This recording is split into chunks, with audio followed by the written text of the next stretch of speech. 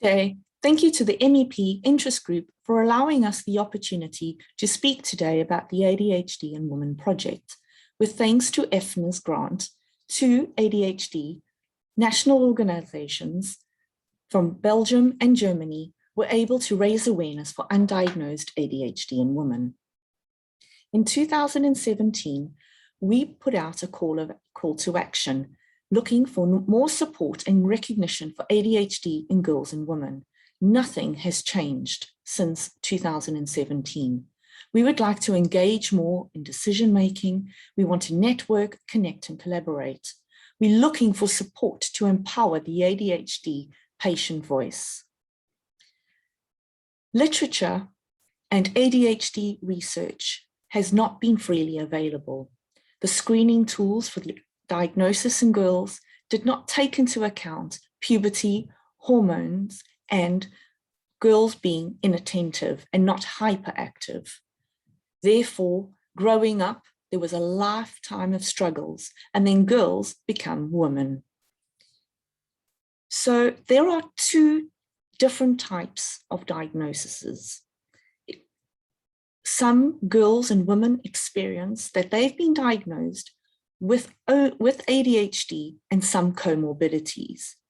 Then there are the women, which we are finding right now, that were misdiagnosed and not diagnosed with having ADHD. They were diagnosed with anxiety, bipolar, depression, or sleep disorders. We started campaigning on social media.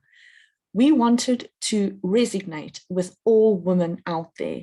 We wanted to give more knowledge about the symptoms, and therefore we used storyboards to talk about women's thoughts, because women don't really talk to their families, their colleagues, or their partners, and they internalize a lot of their symptoms. We wanted women to have a better understanding for themselves and their families.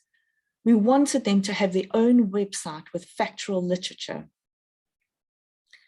So after all our campaigning, we were able to call women to provide their personal experience. We have uploaded all their personal stories onto our website, which is helping a lot of women. Our project outcomes, we were able to host 3 webinars with experts, Professor Sandra Coy, Women, ADHD and Hormones, ADHD and Sleep. We had such a call for women for help that we started free peer-to-peer women support groups. Our final report to EFNA meant the project was finished, but we carried on. We started with our first newsletter, and then in October 2021, we had another webinar, this time focusing on health insights for ADHD in women. There will be an upcoming research for adult women with ADHD, because we know ADHD affects women differently than men. This international survey will focus on the experiences and health of women with ADHD. We have challenges. There's a misconception about ADHD. There's a lack of education. We need more support from governments in Europe, funding and financial support for non-profit organizations. But we carry on. The volunteers are still raising awareness to the public. We are letting the public know that girls are missed. They are not diagnosed. There's the issues of late diagnosis and menopause. There's burnout. And of course, how our brain works, our executive functions, and our high-functioning ADHD. So why?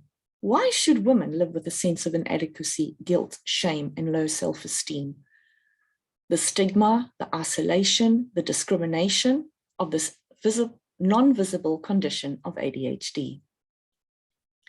We know that we have been sharing our best practices already in media, at the university with thanks to Belgium Brain Council, on Erasmus Plus projects, Hong Kong, and with yourselves. We would like more media attention across Europe, educational workshops, more partnerships and sharing knowledge, We want to share our best practices in Europe. We want to engage more decision-making. Our current supporters is ADHD Europe, helping us on EU level. We currently have Greece, Romania, and Netherlands translating our information, and we are collaborating with Australia and America on awareness activities. We want to motivate and collaborate with European stakeholders to share decisions so there's a change in the long-term impact to help reduce stigma and inform people about ADHD. We want you to advocate with us to have our ADHD voices heard. Thank you for your attention.